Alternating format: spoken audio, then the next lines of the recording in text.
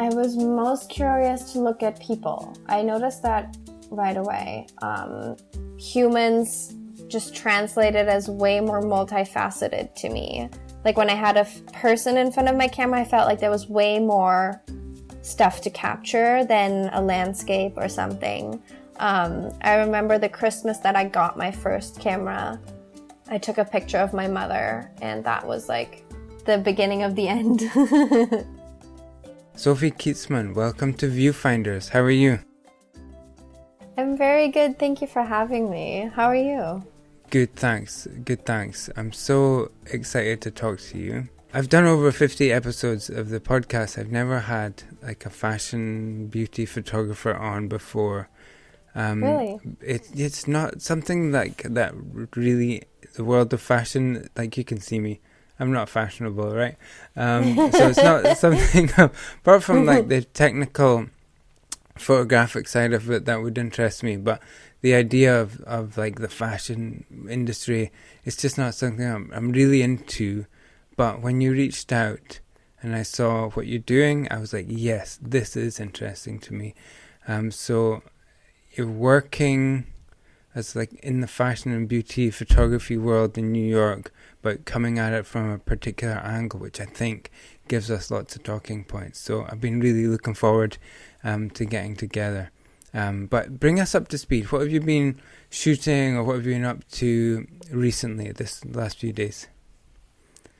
What have I been shooting? I just did something for Levi's. That was really fun. That was very like subculture, just kind of marginalized individuals brought into or onto the stage of fashion. And I just did a political campaign that is about to come out, my first ever New York subway campaign. Cool.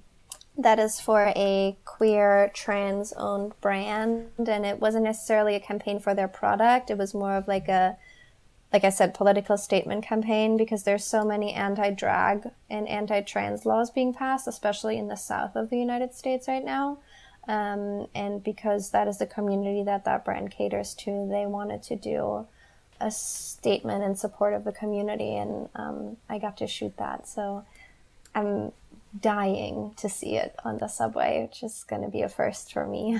Yeah. So where does that display? Like in the subway stations or on the trains? Yeah, it's going to display on top of the subway stations. They have these kind of banner-like billboards there. And then I think on some of the digital screens. I feel like you never really know until you see it. Mm-hmm. But have you had campaigns on that scale before? I've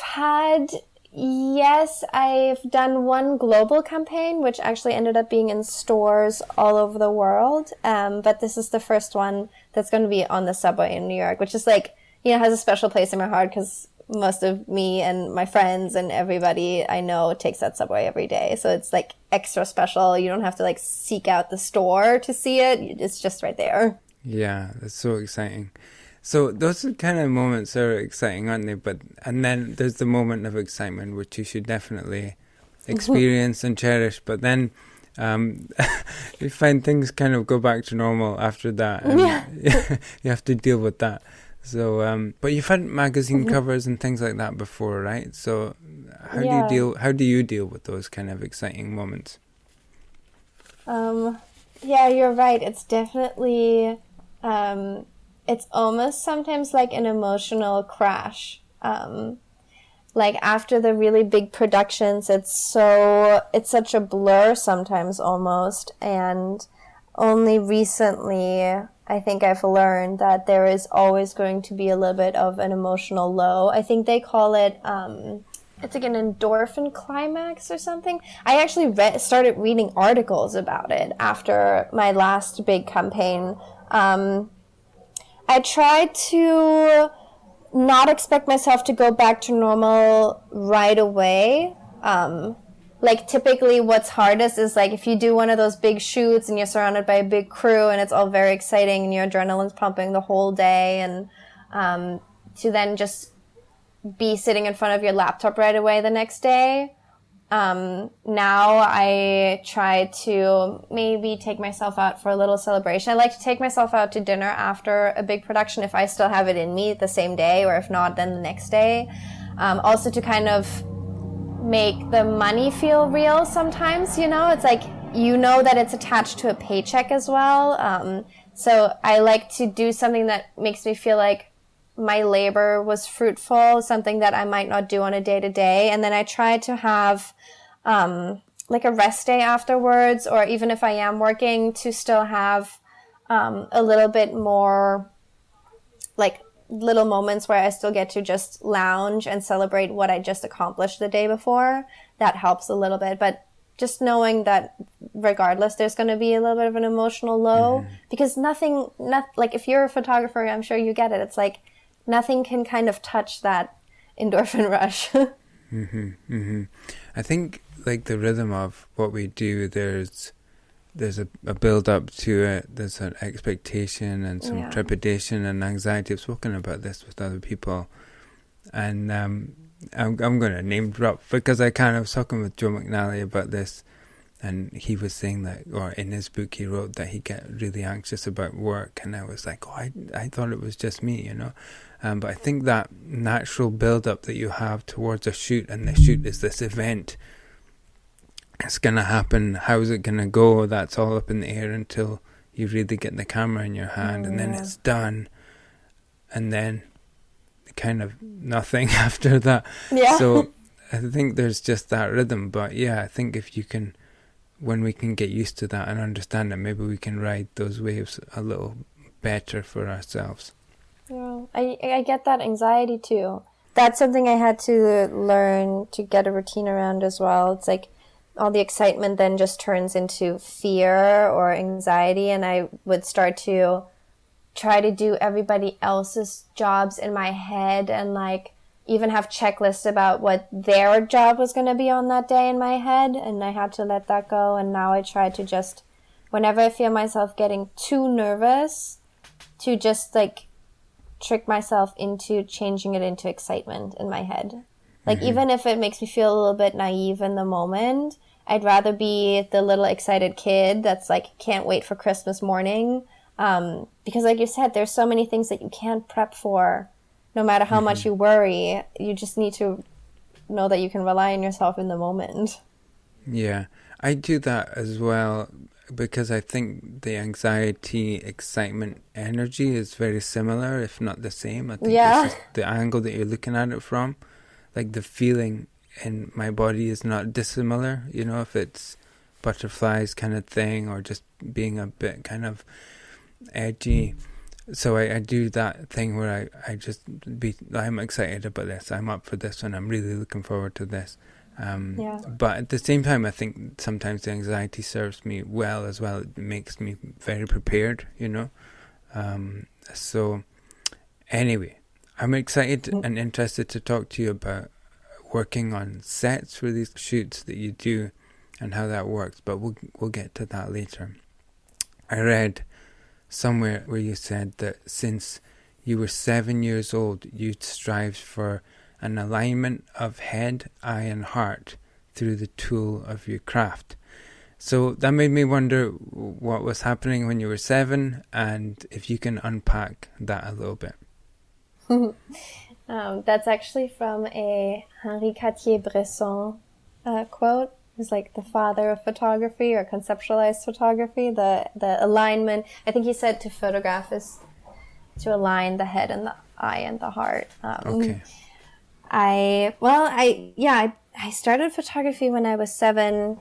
I think because I was an only child. I didn't have any siblings around to play with.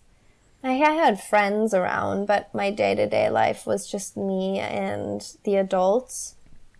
And my dad was a lifelong hobby photographer as I was growing up. So whenever I would do field trips or road trips with my parents, it would just be my parents and I and my dad's camera. And that was like the toy in my eyes, that the one thing that I found entertaining, that I would steal from him and then feel like I had a purpose, even if I was there on my own, because there's only so much entertaining the adults can give you, you know? And then when I had a camera, I didn't need their attention because then I had a project. So that always served me really well. And then my dad was like, excuse me, I brought that camera so that I can use it. So he gave me one of his old ones when I was probably 9 years old. And so it's been a part of my life ever since then. Like even in elementary school, I always said I wanted to be a photographer. Do you remember what kind of cameras they were? The first one, it was actually a digital one. It was one of those little point and shoot, like not power shot, that's the Canon. I had that one later. Like one of those like tiny little, almost matchbox sized. I actually still have it. It still turns on, but only for like 30 seconds. It has like 8 megapixel or something. Okay, wow. Most of the people I talk to are probably older than me, I think, or around my age. So when I'm talking to someone as young as you, I'm like, and your first camera was a digital camera. It's crazy to me that could be someone's first camera, because we're all talking about Polaroids, and some guys are talking about ancient things that I've never heard of. So that's so funny. So when you were a girl then and you picked up the camera, I have a daughter who's 7 and she's an only child. Was it curiosity? What were you curious to look at? How did the world look through the viewfinder at that young age?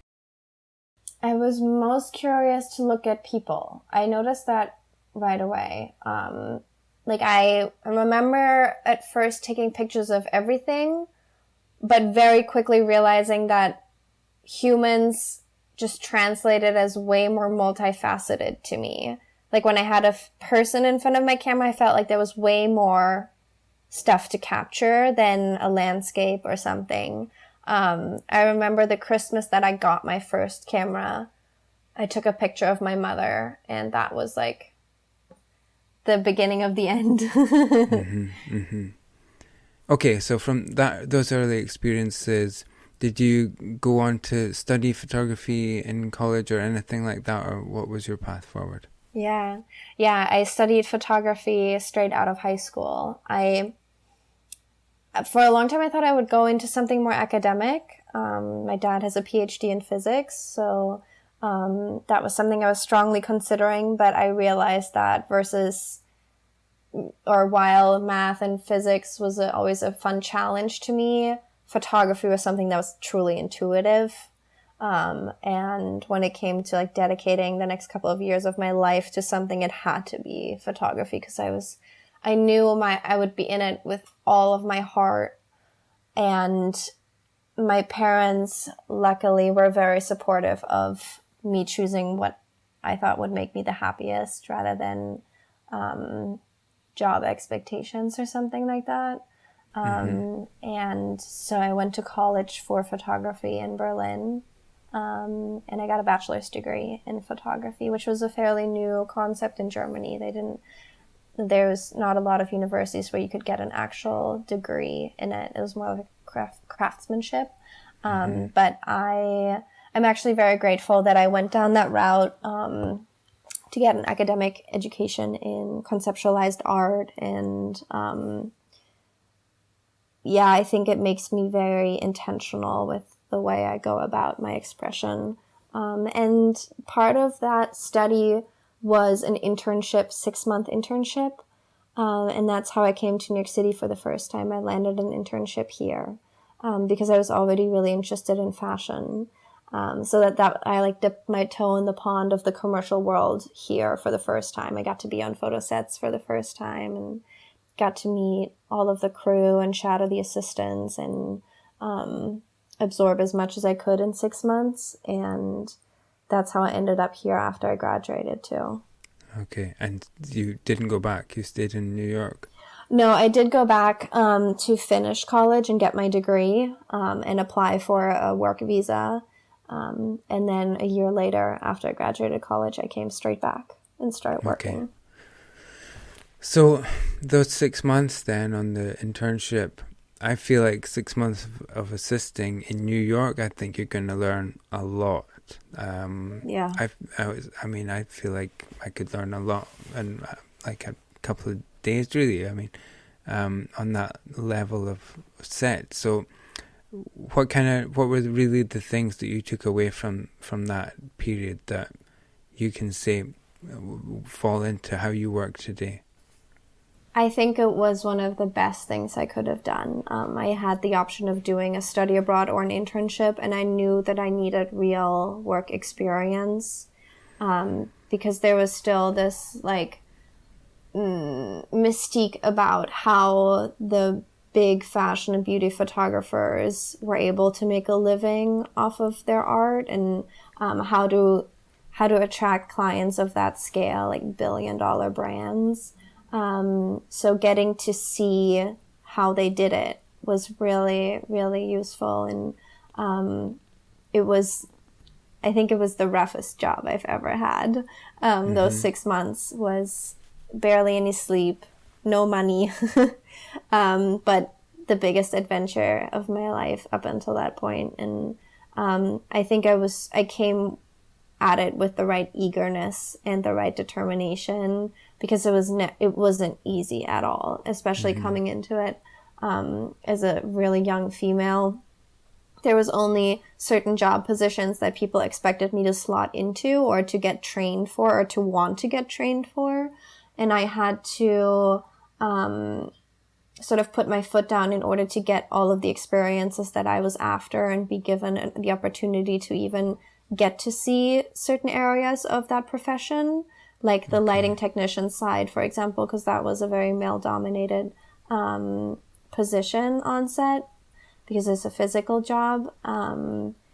But I'm so grateful to the people that ended up training me, because after a while they were willing to give me a shot and let me look over their shoulder. And once they realized that I was in it for good and that I was dedicated to it, then they were very generous with sharing their knowledge with me. And those are the kind of people that threw me my first couple of assisting jobs when I actually came back on a work visa, like not really knowing where my income would be coming from, and starting out as like a third lighting tech assistant and just being the runner on set and doing crazy labor, and just being grateful to get to be there was really, really useful down the road.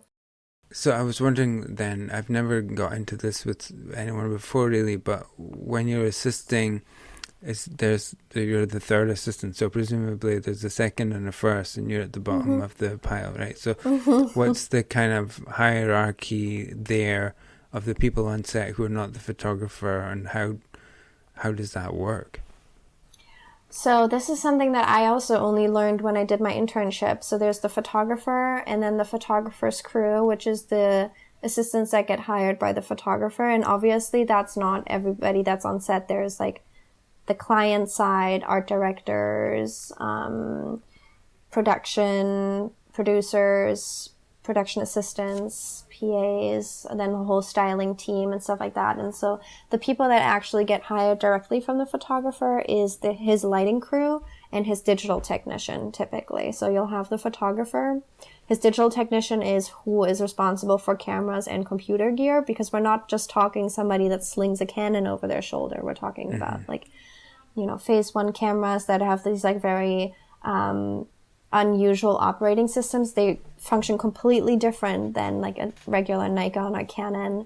And then, not just one computer with one screen, but like 3 different screens, one for the photographer, one for the talent, one for the client.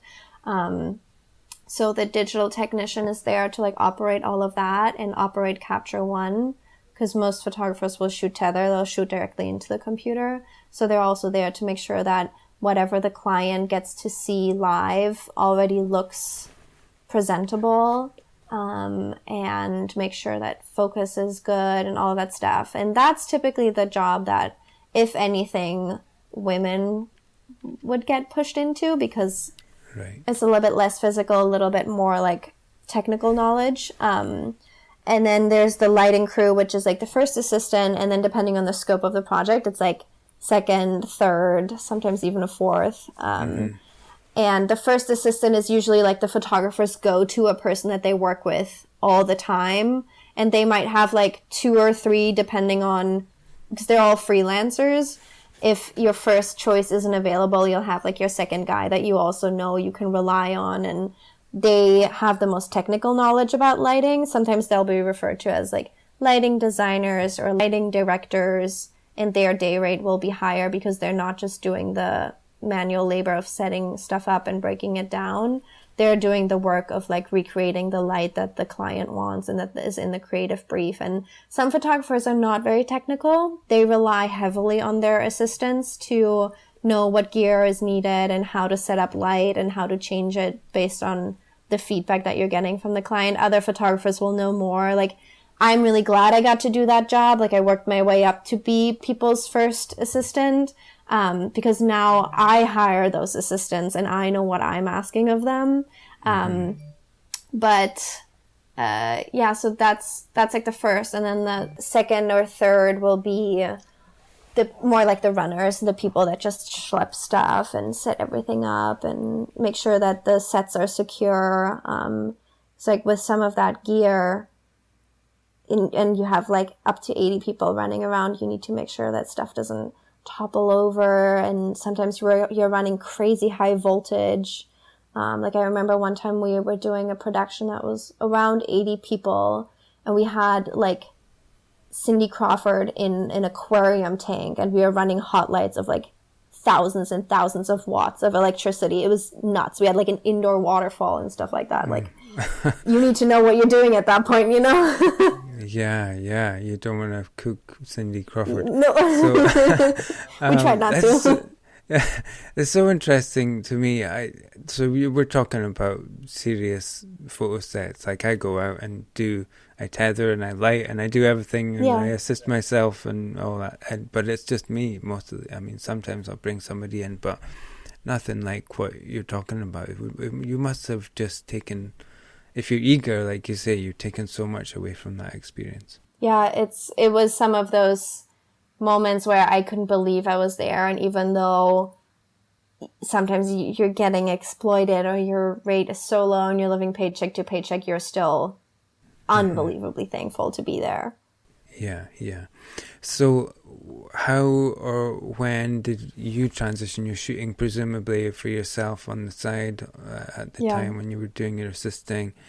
I read somewhere that you had one viral image that changed the path of your career. Is that right? Or if I picked that up properly? I'm trying to remember if that image was around the same time that I stopped assisting. They're only roughly related to one another. I was definitely shooting the entire time. Like, I was already publishing stuff when I was in college and trying to establish relationships with magazines and then establish relationships with modeling agencies here in New York City, because casting is obviously really important in my work, like whose stories I'm telling. And I was doing smaller paid jobs as a photographer while I was still assisting. And I had assisted for, I think, 2 years. And I remember there was a moment where I had started to model as well, and I was standing in front of another photographer's camera who is very well known. His name is Jesse Dittmar. I don't know if you've ever heard of him. I think you would really like his work too. He does a lot of celebrity portraits and stuff, and I really admired him in his work, and he kind of came out of the same industry and like assistance to photographer pipeline. And I was telling him that I was still assisting and digiteching and that I was a photographer, and he had seen my work, and he said, the way that people talk about you in 1 or 2 sentences is where your career goes, because everything is word to mouth here.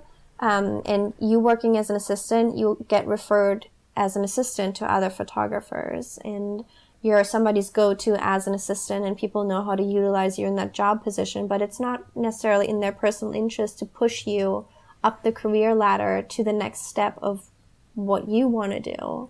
Yeah. And so you can't be, oh, I know this assistant that's also a great photographer, or I know this assistant that's, you can be somebody that, like, oh, I know this model who's also a photographer, because they're both key role positions on set. But even, it's not just the photographers that hire you as assistants, it's all of those other 80 people on set that meet you as the assistant rather than the photographer. So it's a rough jump to make, like saying I will no longer assist, I am no longer available for this job position is really scary, because that's where your bread and butter comes from. And your go-to people, if you tell them I quit, they'll find somebody else like that, you know, and those referrals will start going to other people. And I recognize that, but there was a lot of assistants, or a handful of assistants, that would tell me you have to assist for at least 5 to 10 years. You have to be somebody's first assistant for 3 years before anybody will take you serious in the industry. And oftentimes that advice would come from what we call lifers, like assistants that have been assisting for 10 years plus, and they used to have this dream of being a photographer, but now they're so exhausted from that type of work that they're creatively burned out already. And I didn't want that to happen to me. And so I decided that I had given assisting my all. I had worked my way up that ladder. I felt like I had paid my dues, but especially taken as much knowledge as I think was in it for me. And I've been really dedicated to those job positions. I think I was doing a good job, but it wasn't the end goal. So I needed to push past it. And that was a scary decision, to tell the people that would week in, week out throw me jobs that I wasn't going to do it anymore, and then force myself to figure it out, you know? Yeah. But I think you have to make that space available, and other things will fill that. Yeah. So was there a break then as a photographer? Was there one sort of shoot or moment that you felt like, okay, this is it, I'm off and running now? There was a couple of moments. I think it's always like, it's not quite as linear. There's a lot of moments where you feel like I've made it, or this is going to make my career.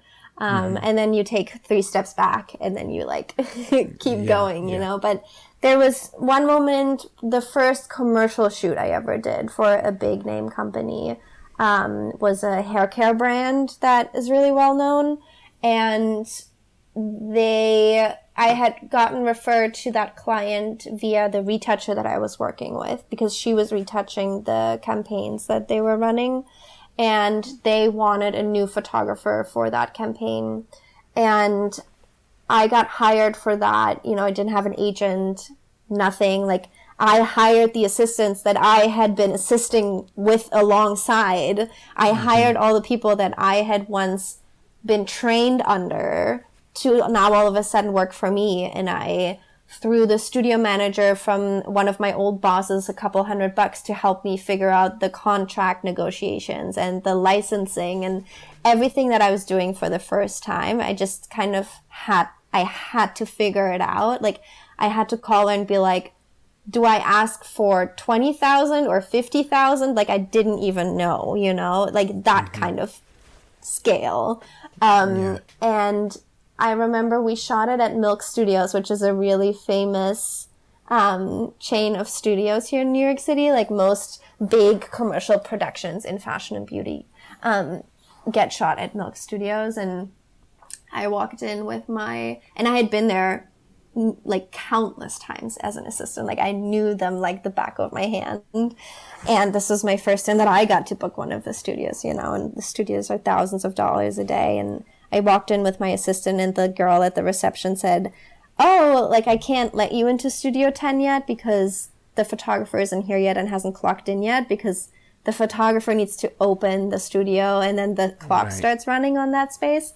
And my assistant goes, oh, they are the photographer. And she goes, oh my God, it's we love your work. It's so good to put a face to the name, because they had looked me up to see like who's the new kid on the block. And then we did that job, and it was so surreal, like seeing my name on all of the catering boxes. And like, that still gives me a thrill, seeing like the rental gear from the rental houses with the little stickers of my name on it. Like, nothing compares. Like, and then within 24 hours of doing that job, I got a phone call from a producer in Minneapolis,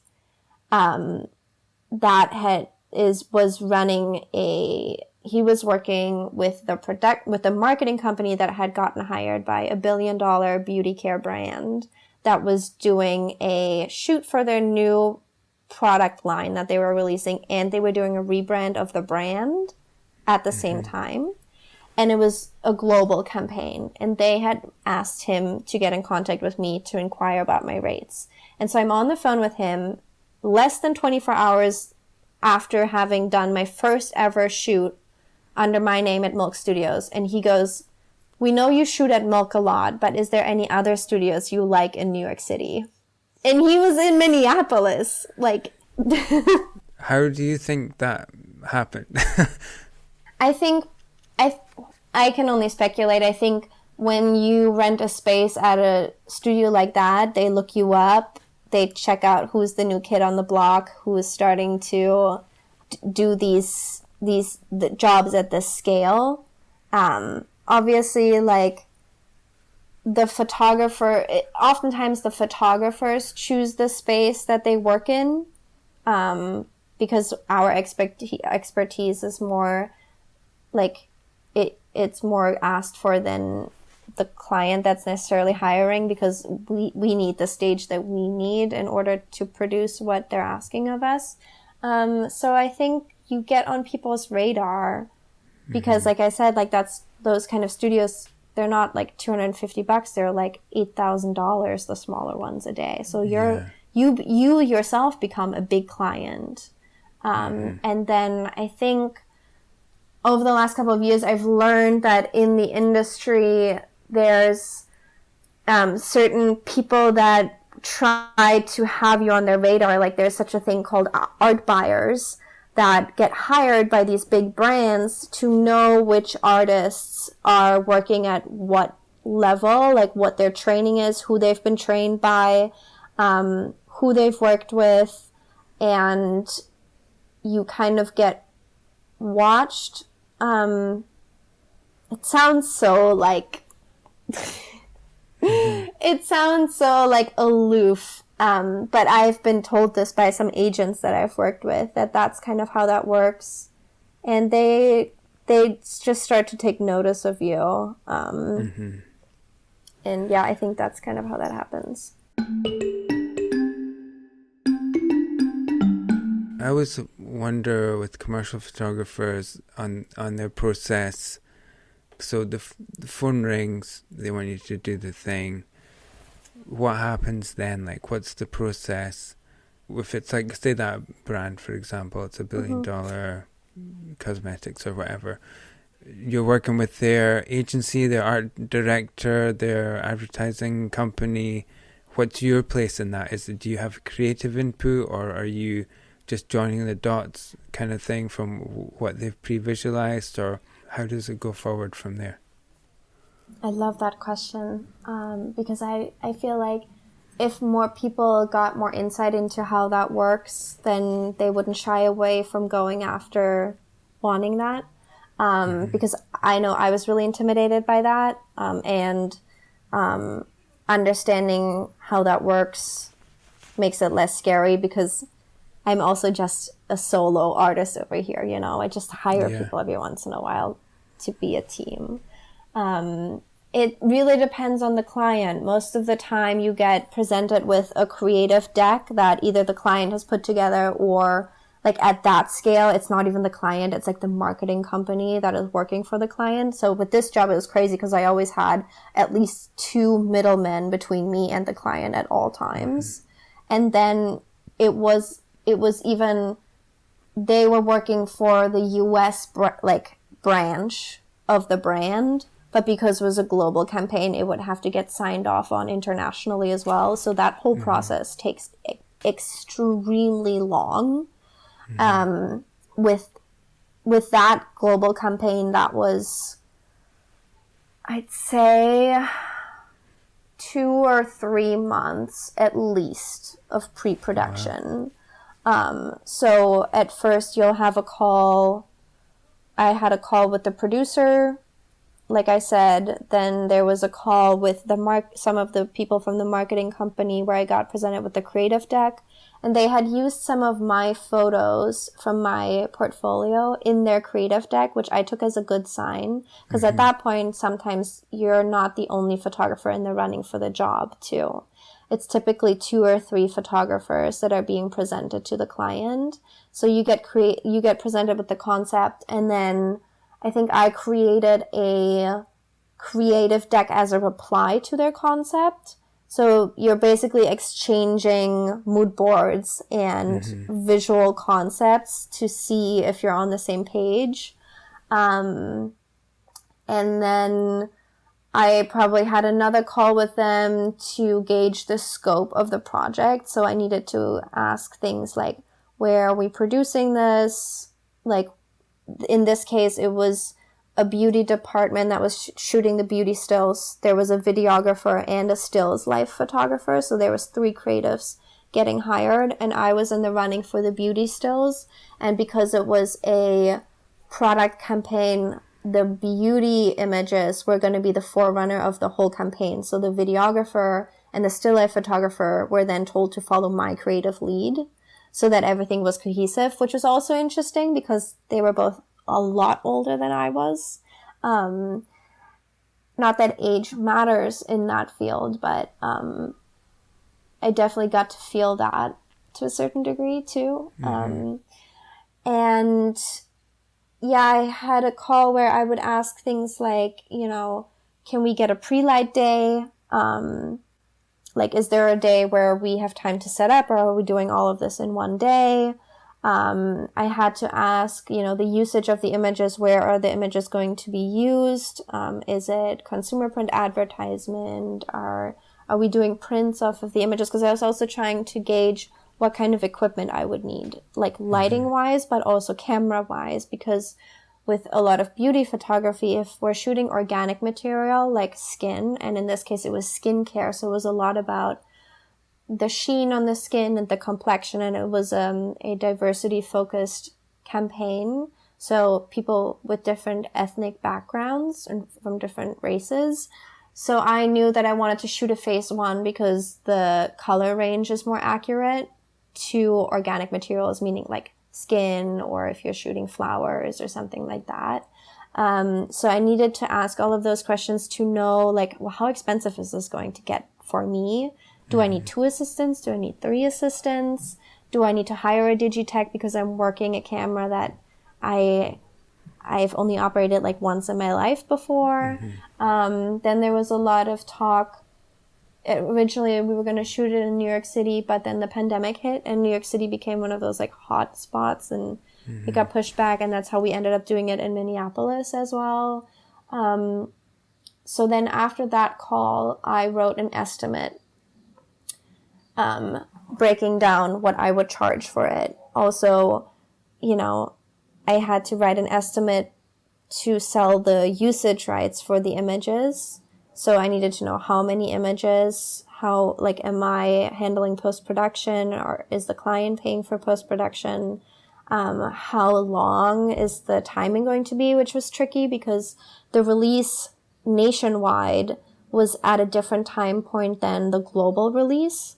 And it's difficult to sell somebody a 1-year usage right when you don't know how long your images are actually hanging in the store in New Delhi. You're not going to go over there and check, So that was a whole new monster for me. And then you write them an estimate, and then you start negotiations on the rate, which was also something that I had to pick up very quickly and learn how to do, and do it in a sense that I knew I could go into it very clear about my own worth and why are they hiring me, what do I bring to the table, and how does that justify the sum that I'm asking for, because at that point it's not like, oh, the camera costs this and this much, this is what I'm asking. You're also asking your artist's worth, right? Because if they want you rather than somebody else, you're associating yourself with that brand, but the brand is also associating themselves with you. And I figured that they were coming to me, a fairly fresh artist on the scene. Yes, maybe because my rates aren't quite as up there as somebody that has been in it for 20, 30 years. But I also bring a new perspective on it. And I knew that this brand was doing a rebrand. They were trying to look, or, their approach was to appear relevant and to show their relevancy and their understanding of social context and what consumers are asking for these days, which is representation, diverse representation, and that's what I specialize in. So you need to go into those negotiations knowing that that is part of your asking point, because you know that that's the worth you bring to the table. So a very quick learning curve there for me, under a lot of pressure. But the best way is through, right?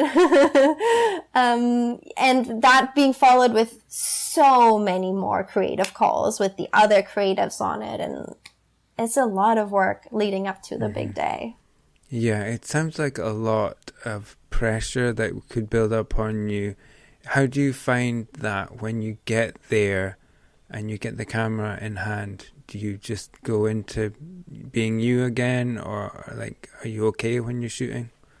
Yeah, it's crazy because the hardest moments of it are, well, at that point, because I hadn't done it as much either, it was the nerves leading up to it, do not mess this up. Yeah. But as soon as you hold the camera in your hand, you realize that you know what you're doing. You realize that that's what you're there for.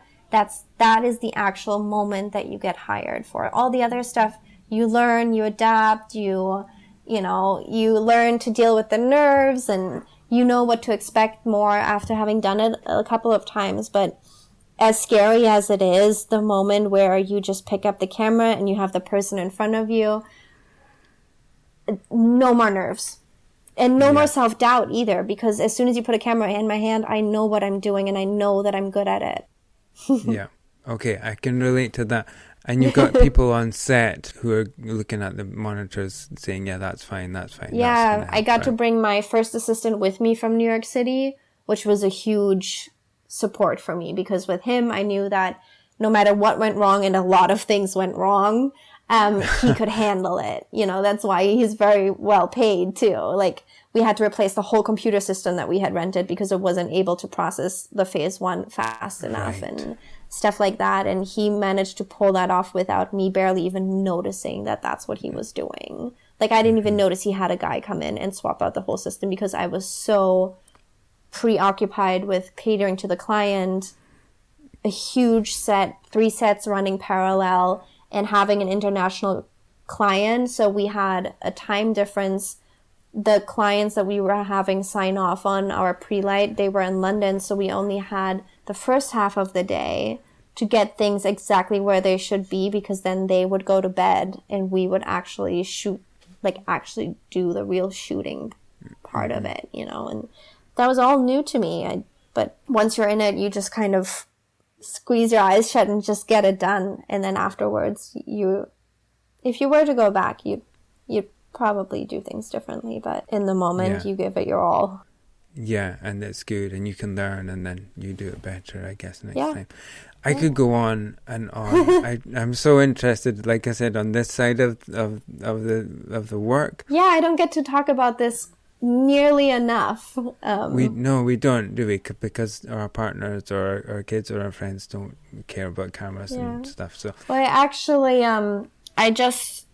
last year I started a coaching business where I do group coachings too for photographers that want to shoot commercial stuff, because I recognize that I was really privileged to be able to do the 6-month internship and then shadow all of these photographers. I wouldn't know how to run jobs like this if I wouldn't have done that, but I know that not everybody gets to do that.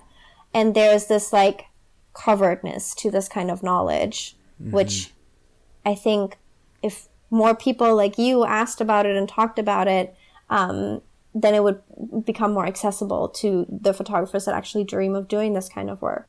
Yeah, and I wanted to give you a chance to plug your coaching. I watched the trailer and the curriculum on your website. It looked really interesting to me. So why don't you talk about that for a minute? What's that coaching about, and who would it be a good fit for? Well, the best fit is for photographers that aim to make a living off of their photography, whether they already are or they're starting to. And they are at a part in their career where they know that making a very dedicated decision to not just do it on their own any longer seems like the best fit. Because I also reached a part in my career where I knew just doing it on my own and doing it on the side wasn't enough anymore. I needed people to coach me through it. I needed other people to assist me with their knowledge. And I needed outside input on regardless of where you're standing in your career. So that was kind of the original idea. And the idea was also that I came into it having to fight really, really hard to be given a lot of the knowledge that I acquired. I had to really prove myself before I was let into this world, the assistant world, and like getting to see all of the accountant side of it and the administrative side of what it means to run these really big, successful photography businesses. And I think it's the one thing that us artists don't get taught. Like, I went to college. I never heard a single minute of this kind of information. And had I not assisted, I wouldn't have had access to it. And I know a lot of artists shy away from the word business like that, you know, when they hear it, because all we want to do is have our creative expression and like tell the story with what we're doing. But the business side is the foundation to it. And, you know, it's also an emotional kind of preparation that is necessary to be able to go after these big brands and show up and make yourself visible and knock on people's doors and say, hey, I'm capable of this. I just need to be given a chance. And a lot of people don't even know where to start with that. So that's kind of what the idea was there. And I do that in one-on-one with photographers where I am their actual mentor and I coach them through exactly based on where they are. And then I like to do it in a group setting too, because I know a lot of people have similar questions like, well, what do I do when I actually do land a brand? Or how do I reach these brands? How do I get them to notice me? But then once I do, what do I do? How do I write an estimate? But also, how do I show up and ask for what I actually need to be paid in order to have the resources to create the best art that I can create? Some of the art that I create, I can't do it on a no budget thing. And I also can't do it without a crew. But that takes a certain level of confidence and self-understanding of your skill, and everything else you can learn by, for example, doing one of my classes or taking a coaching with me. Yeah, it sounds really, really good. I think people, they'll know if it's the right thing for them if they're listening. Yes. I'll put a link in the show notes. They can go check it out. And I think the price point sounds like great value. And from the snapshot of you that I've experienced just now, I think you're going to be a great coach. So I hope people check that out.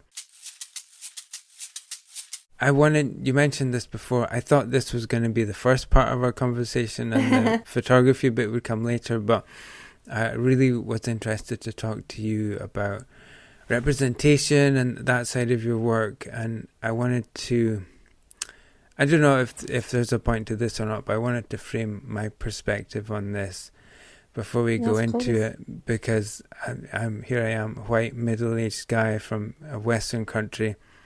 I'm represented, okay? So I grew up knowing that people like me can walk on the moon and do anything they want, basically. But well said. I know, right? So I've got no problems. But I'm married to a black African woman. We met when we were like 20, 21. I'm 44 now, so I've spent my whole adult life around underrepresented people who do have doors closed in their face because of perceptions of their value based on how they look, where they come from, or their accent. and I have a daughter who's growing up with brown skin in this world. So I'm invested. I'm really invested in this topic. And so I feel like I have some insight into that because of the context that I've just described, but I'm still a white British guy, and so I feel like I'm here to learn. So here's a quote, which I read somewhere, maybe on your website. I uplift people from marginalised communities and underrepresented individuals. With my photography, I bridge the gap of visually underrepresented diversity and give individuals access to the commercial beauty and fashion world. So, yeah, I want you to talk more about that, about the value of representation, but also the fashion and beauty world seems like it's built on, correct me if I'm wrong, but, you know, if you look a certain way, if your skin is smooth, if you wear certain clothes, then you may have more value, and if you don't look like that, you could feel like you have less value. So it seems to me that the way that you're taking underrepresented people to the heart of that fashion and beauty world, that's going to be some kind of clash or some kind of tension or some kind of friction. So I'm interested in all of that. So from that setup, I don't know if there's anything you can say about that aspect of your work. Well, maybe I'll start with how I got there, because that wasn't always like the concrete plan when I was starting photography. It's where I naturally gravitated a little bit later on. I came to the United States at 22, or I actually permanently moved here at 22. And shortly after moving here, I realized that I was gay, and I came out as a lesbian woman, and I now identify as non-binary. And prior to that, I had lived in straight relationships for many, many years, and I was basically raised to be straight and to present in a certain type of way based on my gender as well. And I was confronted with that really heavily when I moved here too, in the industry, when I was doing an internship, like I said, in a very male-dominated field. And a little bit later into that process, like on a personal level, did I realize that representation had everything to do with that, because I was consuming so much from this industry that I now had gotten my foot in the door with, and yet all I was seeing was people that I definitely wouldn't have recognized myself in. Mm-hmm. And if I was feeling that way, then, you know, people that are even more marginalized than I am, or just as marginalized as I am, people from my community, people with disabilities, people with different body shapes, people from different races, different ages, like ageism is such a big thing in the industry as well, then they feel like that too. And I felt like I had acquired this tool belt to express myself with, which was photography. And I had entered into this industry that had always fascinated me, that, you know, was dictating what we saw as worthy, because what we look at, we perceive as more dominant and more worthy to be looked at, right? Mm-hmm. So I realized that those were the people that I needed to see. It started out as a very personal thing. It was like, mm-hmm. These are the people that I need to see in front of my camera. And I started photographing these people. And I think it was just around the time that the industry started shifting at the same time, where consumers don't want to look at advertisement campaigns anymore that feel completely unattainable when it comes to beauty standards or body shapes or whatever it is that we're being shown, right? Because it doesn't make us feel good. But for a long time, it sold products because it's saying, if you only buy this product, then you get a little bit closer to being like this person that we are telling you is worthy to be looked at. Yeah. And now consumers, they're tired of that. They want to see somebody that has the same cellulite that they do, or that has the same body shape that they do, or that has the same disability that they do, because it makes us feel seen. And I know that I work in a commercial industry. I don't deny that, but knowing that I can be that bridge to let people that have been actively kept out of that representation for way too long, and be that person that not only brings them in, but also understands how important it is to protect their integrity and their identity. I know I can be the person for that because I have a personal motivation there. I know what it takes away from somebody to be not given the space to be who they are, or to grow up with the indirect communication that who you are is not worthy, it's not good enough, or that you need to change yourself in order to fit in or be accepted. And because I have that background, I know how to create that space for people. And a lot of people that I got to observe in the industry, in an older generation of this industry, they don't have that comprehension, and they didn't have to cater to that yet because the industry gave them power, and the way that they established themselves served them. And I got to see that, and I got to feel that firsthand because I was discriminated against as well when I first showed up, and it was a very sexist environment. And I realized, like, this is such an amazing world. Fashion to me is one of my favorite art forms of cultural and historic references and zeitgeist and all of that stuff. But now it's time to utilize that in a greater good as well, in a sense that, I think about would have helped me as I was growing up. Like, if those were the kind of pictures I would have had hanging on my bedroom wall as a kid, my life might have looked a little bit different, starting out.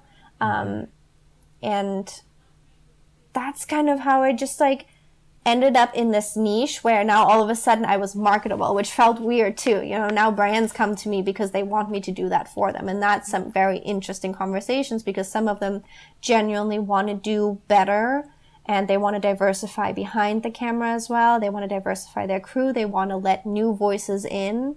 And there's a lot of performance to it as well, and a lot of tokenistic approaches where it's more about how you appear to be doing good.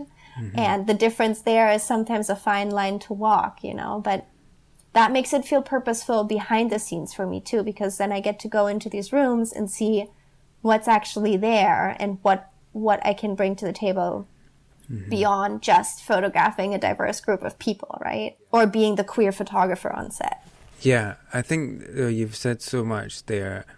I was thinking while you were talking, we can understand that some of these big corporations that we're talking about want to be seen to move towards diversity and representing different kinds of people in their campaigns, but we can understand that is also for commercial interest on their side. But yes, you being there, it brings, like you say, there's a link, and you bring that authenticity to the scene, whether it's really intended or not. I guess. So I was talking with Chris Orwig a while ago. He's a photographer, a great portrait photographer. We were talking about authenticity, and I think maybe that's really what you're onto. Your work is very aligned with who you are, right? I like to think it is, yes, because the people that I get to work with, I recognize a similar path to mine, in a sense that a lot of those individuals have made experiences where they had to abandon part of who they are at their core in order to feel like they could belong. And sometimes their stories are vastly different from mine. I don't know what it's like to be disabled. I don't know what it's like to be Black. I don't know what it's like to be transgender. But at the root of it, I think we've all made experiences that can compare to one another and that give me solidarity with the people that I'm trying to uplift.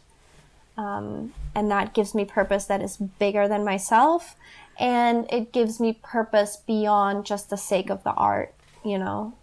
Mm-hmm.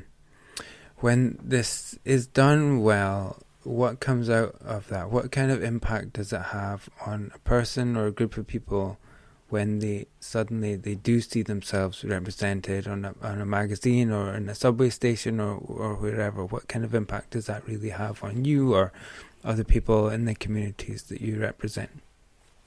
Well, I think first and foremost, it gives us material for self-recognition. Like when I trace this back in my own story, had I been presented with a much larger variety of representation, I would have had more material to recognize myself within that. And it's very complex to describe what a life feels like that you are living separated from part of who you are, you know? And that affects everything. That affects how much space you take up, how you utilize your voice, what you go after. And I think how you are being embraced by society at large is secondary to that, you know? We're not just trying to put diverse individuals on a billboard so that other people can have more understanding for people that are different from them. We're also trying to do it for the people that it's meant to represent, because that's where it starts, is that we find self-value and capacity for self-love by having access to the different facets that who we are, you know? Like, I completely changed how I was living at 22 when I finally had people around me that showed me a different alternative to who I could be and how I could live my life and who I was allowed to love and how much space I'm allowed to take up, and also the conditioning that I was allowed to no longer cater to. That as a little kid, I didn't question once, because all I wanted was to belong and to feel like I was lovable.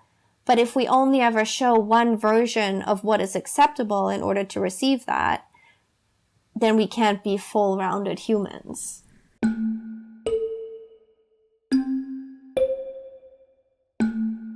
Let's talk about camera gear. You probably use different gear for different jobs, but is there a camera and just a sweet lens that you love to use? Well, personally, I use a 5D Mark IV. I have a 2405, which might surprise some people. I know everybody's expecting me to say 2470. But I like a one-shot deal if it's just me, or it's on my personal productions. Mm-hmm. I have to admit, I don't consider myself to be the most technical photographer. Like, I don't consider myself a tech nerd. I don't get off on technical details. Mm-hmm. But I think I have mastered my craft to a very high degree. Like, by assisting other people and by having it be my job too as a digital tech. Like, it's not like I don't have the knowledge, but it's means to an end for me. And I like to learn to operate it to the extent that I need it to achieve exactly what's in my head and what my expectations are. But I don't really ever go further than that. From what we spoke about before, I was thinking, you're very technical. And I've maybe what you're saying is how I feel about it myself. I'm as technical as I need to be. Like, I know the stuff I need to know. And I was looking at stuff today about bit depth and things, and I'm like, I'm just not even, like, I can't, I don't need to know that. Same. So I'm not there. But so when you're working in a studio on these campaigns, you're hiring in all the lighting and whatnot. Do you have like preferred kit that you like to use, or a way that you like to shoot? yes, I hire individuals to help me, but I think I am at a fair degree of knowledge from having done the jobs myself. When it comes to lighting, and also when it comes to the gear. I know how, like, I have done their jobs, so I know what I'm asking of them. It's, for me, it's more that I know I am allowed to just focus on the task that I was hired to do in the moment when it comes down to it, and having other people take care of the other things for me. And that took a little bit of practice too, because in the beginning I was trying to do everybody's job at the same time. Like when we did that big global campaign, like we had a pre-light day, and like I said, it was months and months of the making. And then as we wrapped the actual shoot day, I was so happy, and I jumped up and I started grabbing sandbags and lugging them back and like helping my crew break down.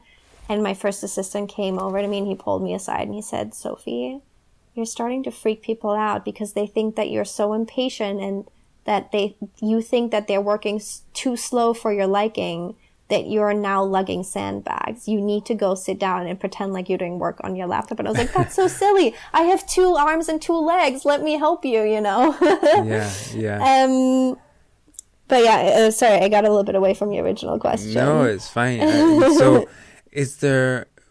what's your place in setting the tone on the set? Like, it might depend on the campaign, but are you the boss on the set, or when there are art directors and big clients, are they kind of the boss, or who kind of, I think like you're the most powerful person in the room when you're photographing someone,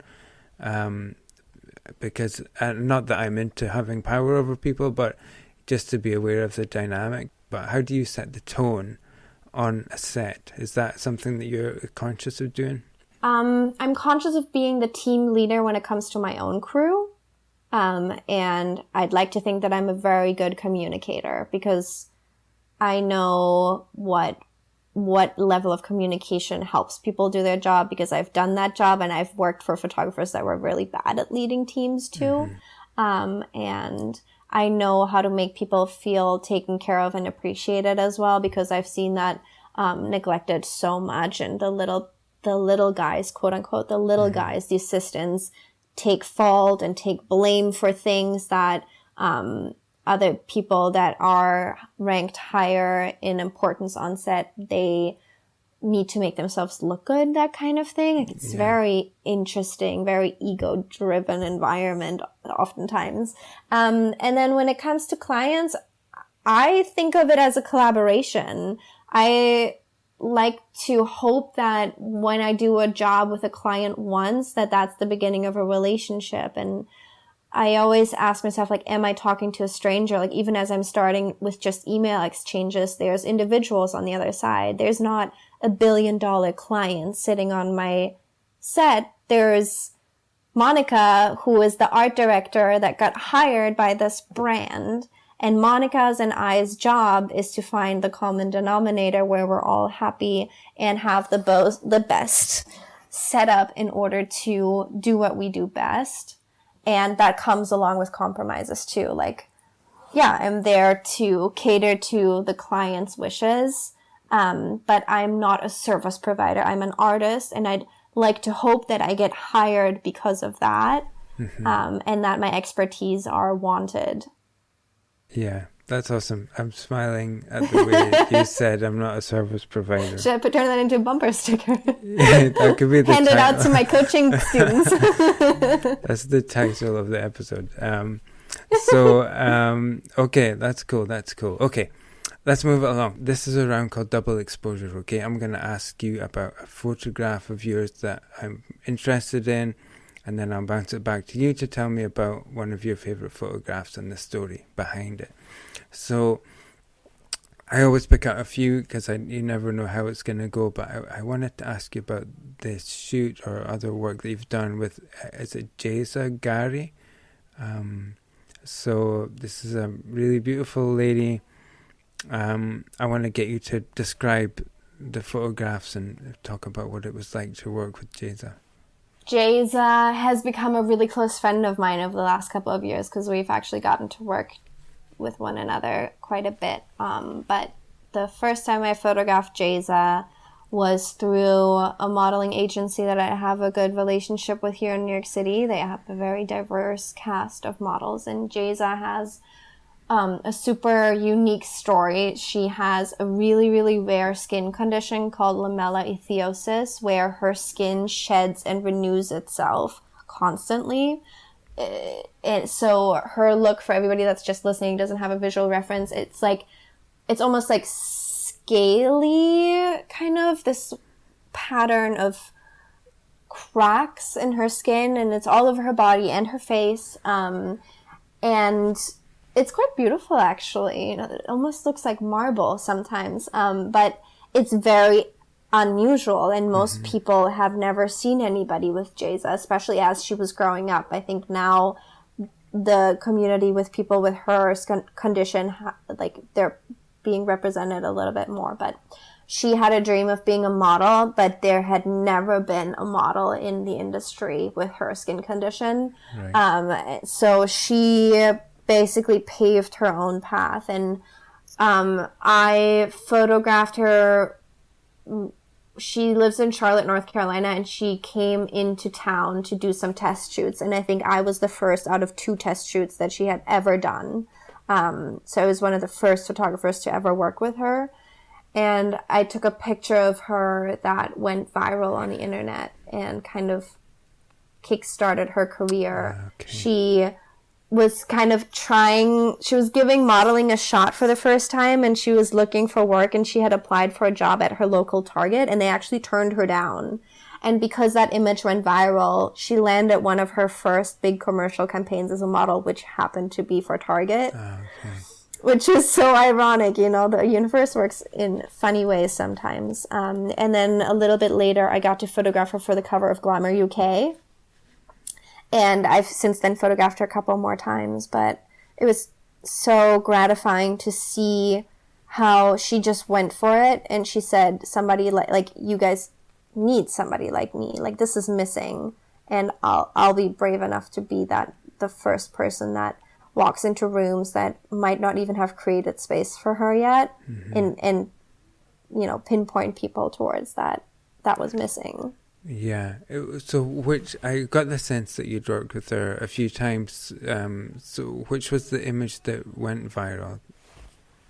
The image that went viral is the one where she has her knees pulled up and she has her head laid on her knees, and I think she has some beads in her braids. Okay, yeah, because I'm looking, they're 2 similar, but I think they were taken at different times, maybe. So yeah. The one with, okay.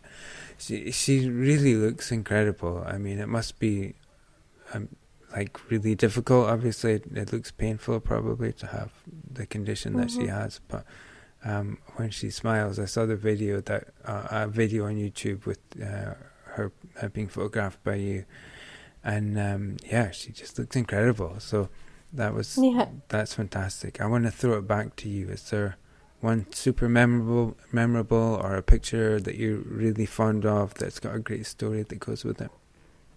The image that really changed my career was an image I took a couple of years ago. There's so many, but that one has a really fun story to tell. It's an image of a mom that has vitiligo, that is breastfeeding her child. The story was she was also signed to that agency that Jayza is signed to, and she was coming to my studio to be photographed by me. And as she was on her way to the studio, she called me and she asked if she could bring her child because she's a single mom.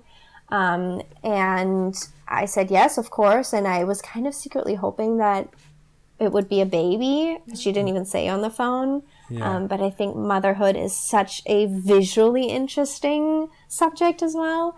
And she brought Io, who was her child, who at the time she was raising as non-binary, so using they them pronouns for Io. And we really took our time with it. And I asked her as she arrived, I was like, have you guys been photographed together? And she said, not as much as we would like to. And Io was exactly 1 year old. And that time flies so fast with tiny little babies. And so I asked if I could photograph them together. And we were playing with Io on the studio floor, me and my assistants. And I had this wicker basket chair that I put her in. And I asked if it was okay to do a little bit of skin on skin, because I didn't want the clothes that they were wearing to be in the forefront of this image. Mm-hmm. I also wanted to showcase her skin condition. And then we took Io's shirt off, and I was wearing like neon turquoise diapers, which was not quite the color scheme I was going for. I like to highlight people's complexions, and when it's about skin, then I don't like to have that much other contrast in the images. So we wrapped her cardigan around Io, and Io was sitting on her lap and was pulling down her shirt because they were hungry, and she asked if it was all right that she breastfed. And she's also a birth doula, ironically, because this image ended up being like on every single platform about motherhood and nursing and everything. And I photographed them, and I captured an image where Io is latched on and looking into my camera at the same time. And it was one of those images that I knew was, like, when I was going through it, I saw that image and I was like, this is it. Mm-hmm. And I only ever published one image from that shoot. I published one close-up beauty shot of her and the image of her and Io, because I knew that that image was so out of the ordinary that I didn't even, like, none other image would ever compare. Mm-hmm. And that image went more viral than any image I've ever published up until this point in my career. Millions and millions of people saw that image. It got reposted by platforms that had millions of followers. It was in the print issue of Vogue Italia. It was in exhibitions in Paris. It was in the Book of American Photography 2 years ago, I believe. It was absolutely insane. And one of the most gratifying things of that was that was one of the very first times that one of my images reached the widest variety of audience, which was so interesting for me to see it not just be received within the art bubble and, like, the people that live in a similar cultural setting as I do, but that come from completely different areas of the world. Mm-hmm. And to see that based on your own background, you can look at the same image and see something completely different and have a completely different reaction to it, which, this was the first time that I received hate, genuine hate on the internet. Mm-hmm. But it was almost like, they say, like, when you have haters, you made it. Right. It was like one of those, like, images that just, like, shook people in their core beliefs, which was fascinating. I mean, like, what more could you ask for as an artist? Yeah, I don't think the comments on anything on the internet are always insane, but I'm like, what kind of objection were people having to that? I mean, all across the board, starting from people that had never seen somebody with vitiligo and having a certain reaction to that, to, the sanctity of a mother breastfeeding their child and that being published, where it was never the intent to capture that image, and it was captured under consent and published under consent, but people feeling like the sanctity of that bond of a mother and their child was kind of infiltrated upon or intruded upon by myself, or also, the shock factor of the nudity of it, even though, women, mothers feeding in public, they have to deal with so much criticism for that as well, even though it's a life-giving natural process, like, so there's a lot of social controversy around that. And then Io, the story that accompanied the image obviously was Io being raised with gender neutral pronouns, which was a whole other Pandora's box that we opened there. And, the discussion of should we raise children into binary gender boxes, that, at least my generation now is growing up being very aware of that. Not everybody, identifies with or sees themselves within, and, little children that don't even understand those social constructs yet being objectified to that. And I think mothers in general get so much controversy about the way that they bring children into the world and the next generation that we're raising. So that image was more than 1,000 words or 1,000,000 words, Yeah. When I see that, I think, well, that's interesting. I don't see that every day. And I think we all have things that we're dealing with, mostly internally for most people, I guess. But when you have something, I'm just talking about the vitiligo, that's so external and so public, that just takes a lot of courage to have to deal with the kind of feedback I can imagine that she must have to deal with, even from just being looked at in the street and things like that. So I just see a lot of courage there. And I don't know what that is like, but I know that with Jaser, similar as with Jessie, I now get a lot of other people that have the same skin conditions that contact me because they've always had the dream of being a model or of being photographed. And I think that counts for something, is that people are starting to stand up and say, hey, me too. Like, look, me, I look like that. Yeah. But the baby is like, they're so satisfied when they're feeding, and the baby is just like, yeah, this is mine. And, so that's so funny. Okay, thanks, Sophie. Have you got 1 or 2 more minutes? Yes. This is what I call the quick fire round. I call it motor drive. This is a term that goes back to film cameras, okay, which obviously you're completely unaware of. So, it's fine. I like film cameras too. Okay. Okay, some quick fire questions. Wide angle or telephoto? I don't know. Spoke too soon. Okay, that's an answer. Color or black and white? Color. Expensive lens cloth or the corner of your shirt? Corner of my shirt. What's a weird thing I can find in your camera bag or your camera kit? Tampons. Okay, I don't think that's weird. No, it's not. Is it for cleaning the lens? No, anyway. Okay, name a photographer we should all know about who's doing some really good work that you look up to. Oh, put me on the spot. Petra Collins. I'm such a sucker for her stuff. Patrick Collins? Petra Collins. Petra, yeah, she does, okay. Yeah, she does music videos too. It's just fun to look at. Cool, okay, I'll put a link in the show notes. What's your go-to emoji? Right now, the hands that form a heart. Okay, cool, I like it. What's the best thing to do in Brooklyn? Besides visit me, go to the farmer's market at McCarran Park and then stroll through Williamsburg and go to the waterfront. Okay, cool. I did a memorable shoot in Brooklyn one time, and we were in New York for a few days. My cousin lived there. She set me up with some ballerinas. So you've got ballerinas here. You've got the Manhattan skyline over there. Sort of sunset blue hour kind of thing above. And amazing. Millions of people going around. It was insane. So that was my big memory of Brooklyn. And we went to eat somewhere.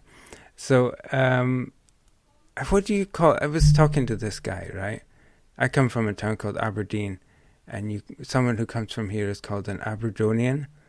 It doesn't make any sense. And I was talking to this guy who is in Little Rock, Arkansas. And I was saying, so are people from your town called Little Rockers or what? And so what do you call someone who comes from Brooklyn? I don't know, because I always say I'm a Berliner. You're Cool, okay. Maybe it's a Brooklyner. We'll find out one day. If there was only a way we could find out. Okay, last question. When do you feel at peace with the universe? When I'm holding a camera. Cool, okay. I want to thank you so much. This could have been it was a long episode, but it could have been much, much, much longer. Really enjoyed meeting you, and I think you're doing a great job. Please keep it up. Thank you so much. Thanks for taking so much time, and thank you for letting me come on.